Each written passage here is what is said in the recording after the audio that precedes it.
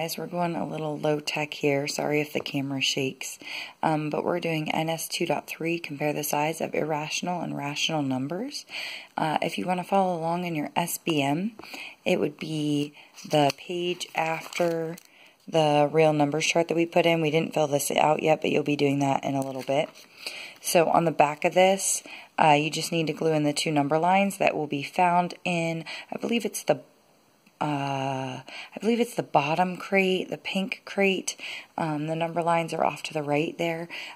So I think there's 3 groups of these per page, so you guys can share and cut out as needed. Just make sure you clean up your scraps.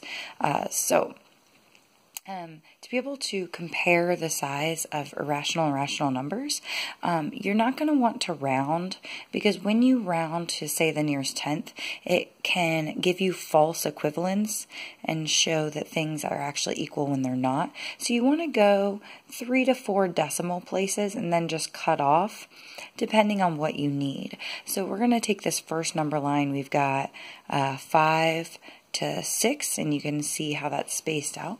And here are my numbers that I have to order. 6, 5.3, 6 repeating, 5.3, the square root of 30, the cube root of 140, and then 5 4/5. So you'll need to use the calculator properly to get these answers. Obviously 6 is just 6, and 5.36 would be 5.36 repeating, so I'm just going to do 4 decimal places there, so 3 of the 6's, and then cut off. And then 5.3 just is a terminating decimal, it ends at that. The square root of 30, when you put that into your calculator, you get 5.4, oops, I'm putting it in the wrong spot, sorry, 5.4772. And I'll just cut off there. It keeps going. Obviously, it's irrational because it's a square root of a non-perfect square.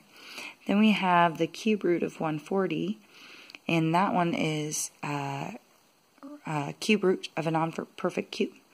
And that one is going to be about 5.1924, and I'm going to cut off right there because that's 4 decimal places. And then if you put 5 4/5 into your calculator, 2 ways to do it. You can either do 4 divided by 5 and realize that that's 0.8, and then the 5 obviously goes before the decimal. The other option is to put 5 4/5 into your calculator and then do second PRB, because that's the fraction to decimal, decimal to fraction button. And the way you put 5 4/5 into your calculator is you do 5, ABC 4, ABC 5. So you just do that ABC button in between each. And then you can do second PRB, enter. You're going to get the answer 5.8, and it's terminating. So then you just need to put them in the proper spot on the number line, or if you're asked to put them least to greatest, you could do that as well.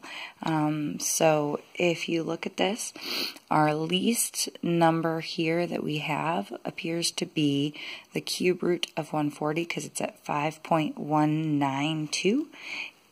So this is 5.0, this is 5.1. This one's 5.2. Well, since it's 5.1, sorry, it's not focusing. Since it's 5.192, we're going to go ahead and put it really close to 5.2 because it's 5.19. So it's right about there, and then we would mark that as the cube root of 140. That's a 3 right there. Okay.